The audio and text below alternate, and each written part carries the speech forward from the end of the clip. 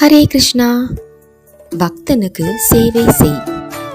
காஞ்சி பூர்ணர் வரதராஜ பெருமாளுடன் சகஜமாக பேசக்கூடியவர் என்பதால் ஊர் மக்கள் அவரை பகவானுக்கு மிகவும் நெருக்கமான பக்தர் என்று அழைப்பர்.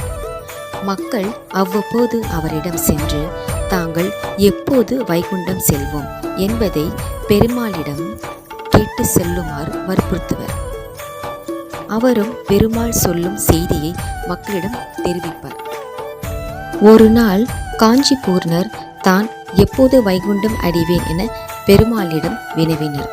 அதற்கு வரதராஜ பெருமாளோ, நீர் எனக்கு பிரியமான பக்தன் என்ற போதிலும் தூய பக்தர்களுக்கு நீங்கள் சேவை செய்யாத காரணத்தினால் இப்பிறவியில் என்னுடைய இடத்தை உங்களால் அடைய முடியாது என்றார்.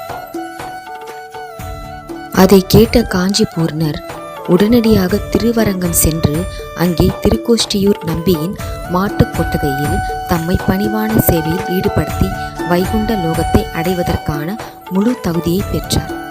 இந்த சம்பவத்தில் இருந்து வைஷ்ணவர்களுக்கு சேவை செய்வதால் கிடைக்கக்கூடிய உயர்ந்த நிலையை ஒருவர் புரிந்து கொள்ளலாம். பரமபுருஷ பகவானை நேரடியாக வழிபடுவதை விட தூய பக்தர்களின் மூலமாக அவரை வழிபடுவது சிறந்ததாகும். வைஷ்ணவர்களுக்கு சேவை செய்வதன் மூலமாகவே பௌதீக பந்தத்தில் இருந்து ஒருவர் விடுபட முடியும்.